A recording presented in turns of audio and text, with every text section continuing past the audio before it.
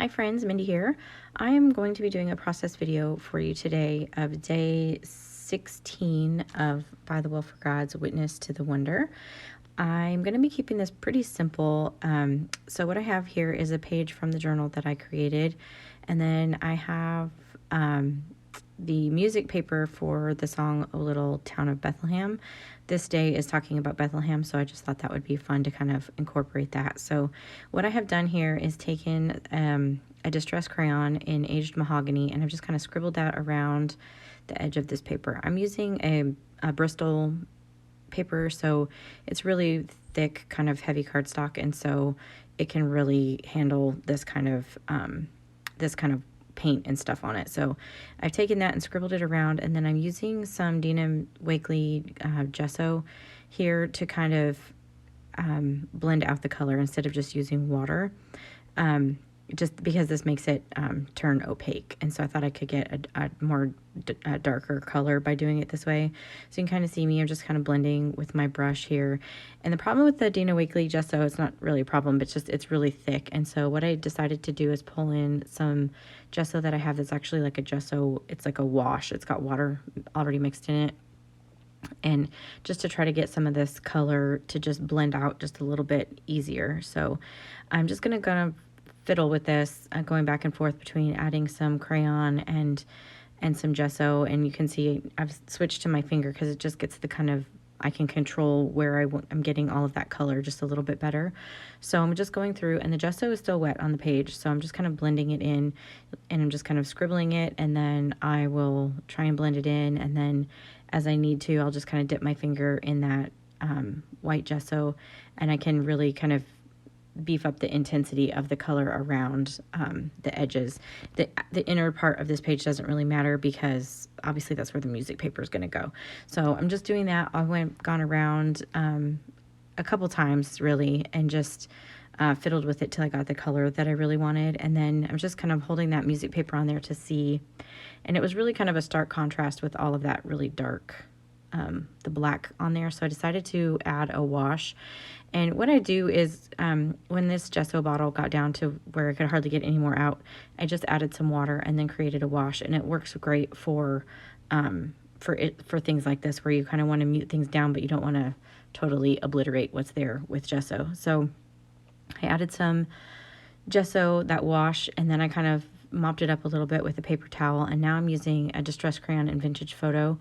And I'm just going to go back, and because obviously the gesso made this, really white, and I want to kind of add that vintage color back to this music paper. So I'm doing this same concept where I just scribbled out the Vintage Photo distress crayon, and then used some of that gesso and a little bit of water here, and I'm just kind of messing with that to get the color of the paper back to kind of what it was.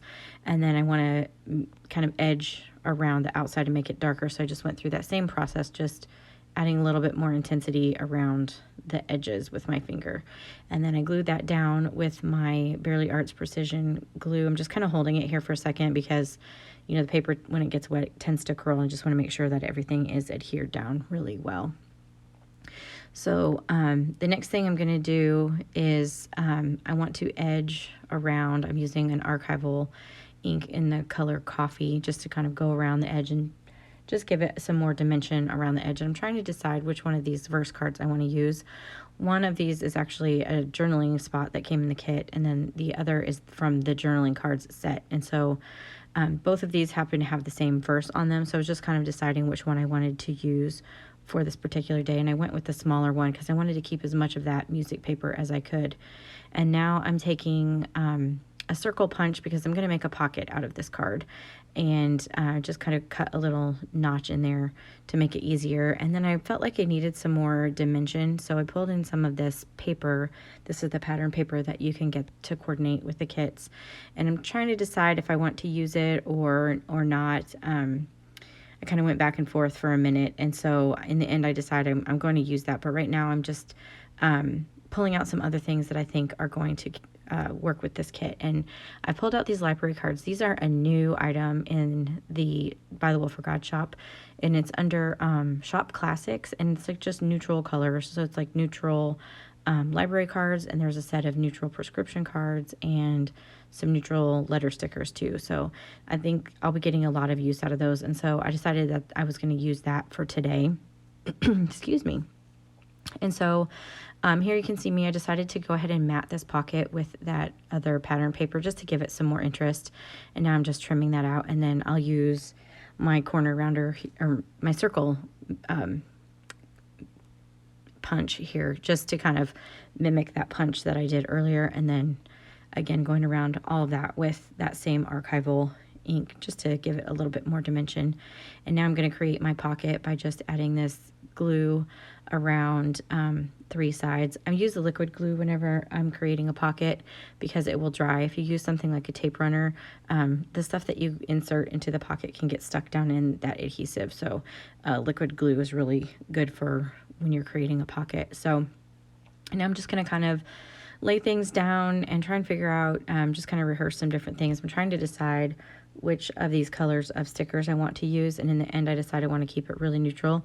So I reached for those neutral alpha stickers. Again, these can be found in the shop right now. They're just under Shop Classics, and I'll put my affiliate link down below. And then I'm taking this label and I just am kind of adding a little bit of color to that, trying to knock back some of that white.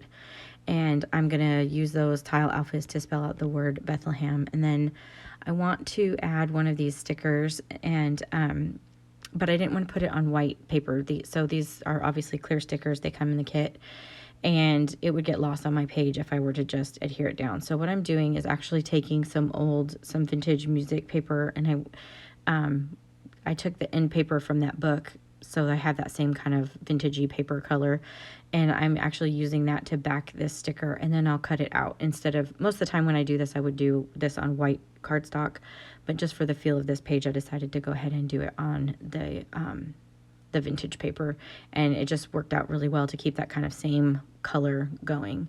So now I am using the pocket. This was a free printable, and I didn't use the pocket obviously today, so I just wanted to cut out the number 16 to indicate what day I'm working on, and I just trimmed that out with some scissors and added that with some glue. And now I'm going to add this little birdhouse to my my label up here, and then I will adhere that down, and that's basically going to be everything for this day. It was a really simple day, but it was a lot of fun keeping that music paper in there. So if you liked this video, I would appreciate it if you gave it a thumbs up and subscribe to my channel.